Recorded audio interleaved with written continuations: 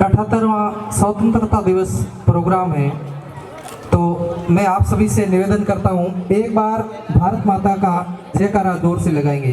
बोलिए भारत माता की, भारत माता की, भारत माता की।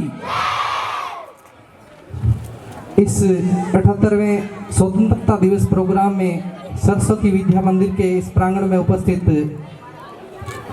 गुरुवर वृंद, आदरणीय मेहमान और प्यारे नन्हे मुन्ने बालक बालिकाएं, 77 वर्ष हो गए हैं।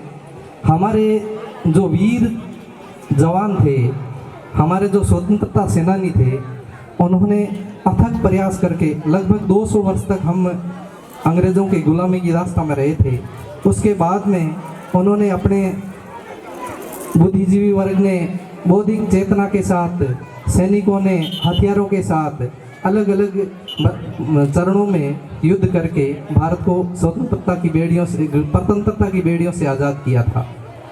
उनके आज़ाद करने के बाद में जब हमारे सामने ये समस्या आई कि अंग्रेज़ों ने कैसे शासन किया था और अब हमें क्या करना है, तब डॉक्टर भीमराव अंबेडकर के नेतृत्व में एक संविधान निर्मात्री सभा बनी थी।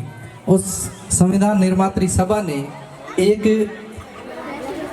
संविधान बनाया कि हम आगे किस तरह से चलना है, क्योंकि पीछे हम बहुत स्वतंत्रता में रह लिए थे, लेकिन आगे नीति निर्धारित कैसे करनी है वो हमारे सामने एक बहुत बड़ी समस्या थी।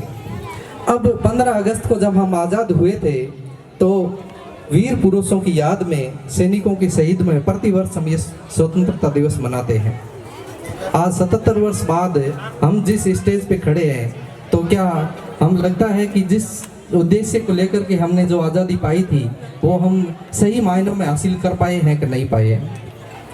क्योंकि ये एक विद्यालय परिवार है। यहाँ पे नन्हा मुन्ना बालक आता है तो एक कोरा कागज़ के समान होता है। जब नीति शास्त्र का हम अध्ययन करते हैं तो ये पाते हैं कि चरित्र निर्माण की 3 संस्थाएं होती है।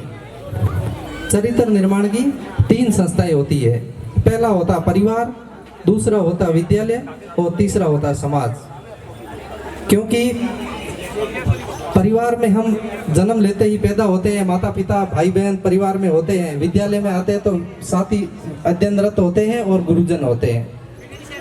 तो चरित्र निर्माण ही व्यक्ति को सही दिशा में ले जाता है। अगर इस विद्यालय के अंदर अध्ययन करने वाला प्रत्येक व्यक्ति सिर्फ विद्या अध्ययन के साथ साथ चरित्र निर्माण का सही तानाबुना बने, तो ये भारत देश की आज़ादी, जो स्वतंत्रता हम महसूस कर रहे हैं, ये सही मायनों में तभी फलीभूत हो सकती है।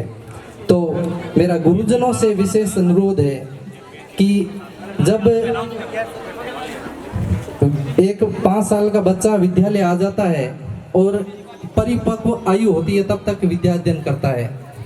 अगर इस विद्यार्थी की उम्र में उसे सही शिक्षा अध्ययन के साथ साथ उसके चरित्र निर्माण के लिए उसकी संस्कृति, हाव भाव, उसका सब कुछ अगर सही मायने में उसको सिखाएं, तो प्रत्येक व्यक्ति गलत, चाहे सरकारी नौकरी लगे कि नहीं लगे, लेकिन गलत काम करने के प्रति उत्प्रेरित नहीं होगा।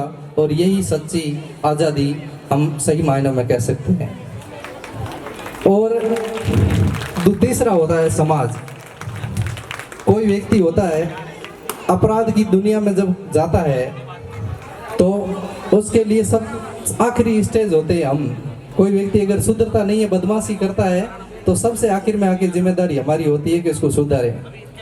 तो उस सुधारने से पहले ही अगर ये परिवार, अगर ये विद्यालय और ये समाज सभी व्यक्तियों को सही शिक्षा और सही चरित्र निर्माण के, सही संस्कृति के अगर गुण दें, तो वो गलत काम में की तरफ उत्प्रेरित नहीं होता है। तो हमारा भी वर्कलोड कम होगा और इस राष्ट्र का और इस समाज का भी सही मायनों में विकास होगा। धन्यवाद। जय हिंद।